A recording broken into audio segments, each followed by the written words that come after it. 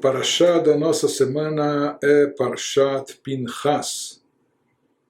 E entre os diversos assuntos da nossa Parashá, nós encontramos também o tema da sucessão de Moshe como líder do povo de Israel. Nessa altura, Moshe já foi informado sobre o decreto divino, que ele não entraria na terra prometida, ele iria falecer antes, porque bateram na pedra para tirar água, em vez de apenas se dirigir à pedra, enfim. Mas que havia esse decreto por parte de Deus de que ele não poderia entrar na terra prometida, não seria, portanto, ele o líder que iria conduzir os judeus à terra de Israel, à terra de Canaã, e então a conquista da terra. E a nossa Parashá, ela tem, como outros assuntos também, uma reivindicação de herança por parte das filhas de Tzlofchad, um homem que só tinha filhas mulheres. E quando se falou sobre a partilha da terra, e que isso era feito de forma patriarcal, a divisão era feita entre tribos, e entre os cabeças de tribo ou os familiares, sempre o pai de família, o pai da família, de acordo com o número de filhos, assim era feita a divisão da terra. E como esse homem Tzlofchad não tinha filhos varões, homens, as suas filhas vieram e reivindicaram para Moshe, dizendo: olhe, por que nós vamos perder a porção de terra que caberia ao nosso pai? Isso vai ser só porque ele não deixou filhos varões, filhos homens, enfim. Moshe pede para elas aguardarem, faz uma consulta a Deus e vem uma instrução divina para que elas se casassem com membros da própria tribo, e assim o território permaneceria, aquela parte que seria eventualmente do pai, permaneceria na mesma tribo, enfim.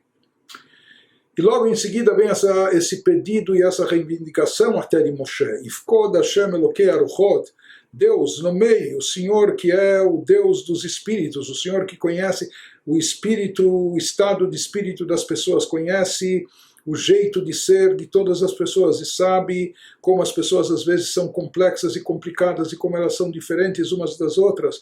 Então aponte e nomeie, por favor, um líder, uma pessoa capaz, capacitada para liderar os rumos do povo de Israel, dos judeus, alguém que saiba lidar com todos os tipos de pessoas. Ifkod Hashem Elokei Aruchot Ish Aleida, nomeie, por favor, um homem sobre a comunidade para que ele possa conduzir o seu destino depois da sua morte, depois do seu falecimento de Moshe.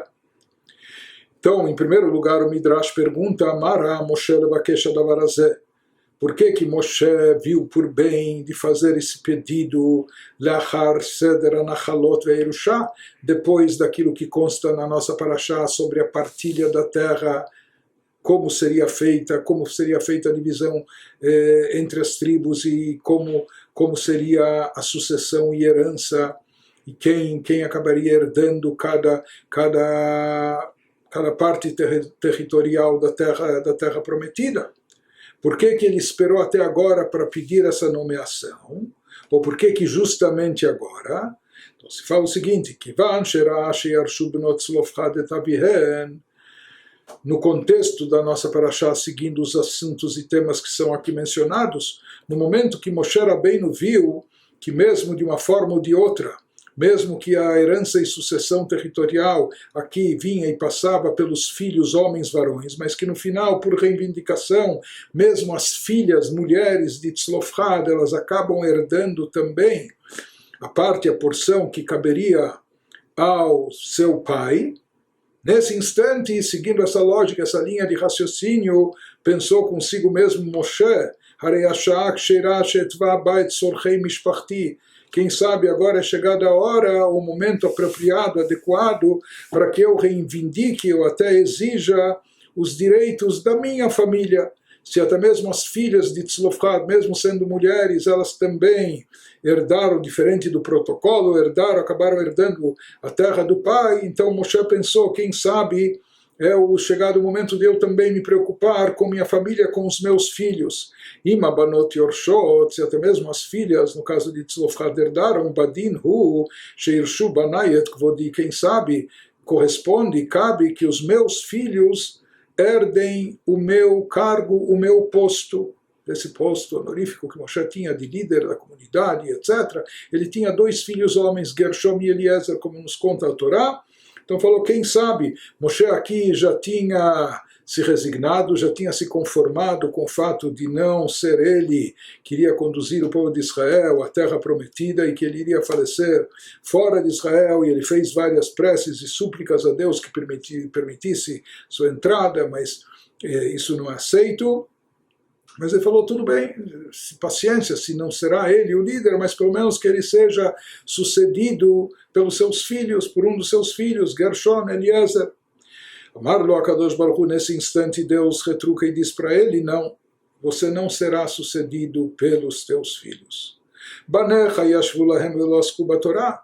Os filhos de Moshe eram filhos de Moshe, mas eles não se destacaram, eles não se dedicaram tanto ao estudo da Torá. Nisso eles estavam longe, não só que estavam longe do pai, mas mesmo não se aproximaram do nível dos outros alunos, de outros discípulos que se dedicaram ao estudo da Torá, aos ensinamentos que eram transmitidos pelo próprio Moshe. Eles se dedicaram com muito mais afinco do que os próprios filhos de Moshe. E nesse instante Deus fala para Moshe que os filhos, lamentavelmente, os filhos dele não são aqueles que se destacaram mais, não é? Em estudo da Torá, se dedicando a ela. Yoshua, Josué, Shiretcha Arbe, ele te serviu e te assessorou bastante. Inclusive se fala que Yoshua, por assim dizer, não desgrudava de Moshe, Lomash mitoch haoel, sempre estava do lado de Moshe, assessorando ele em todos os momentos, em todas as ocasiões, dia e noite.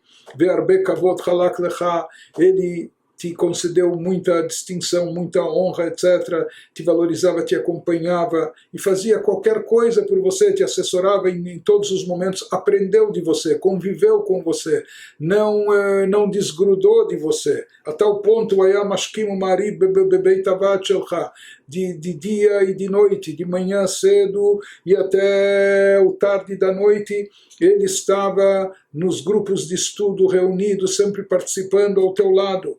Mais do que isso, o Ayam Esader Safsalim, se fala que ele se incumbia até de funções triviais, ele arrumava os bancos onde as pessoas sentavam para estudar, ele recolhia os bancos, ele colocava os bancos, etc., no início do dia, no final do dia recolhia, até mesmo esse trabalho ele se incumbiu e fazia. O Parasat Machzalaot, se tinha que se estender toalhas de mesa ou tapetes no chão, onde se sentavam, enfim, ele fazia tudo isso.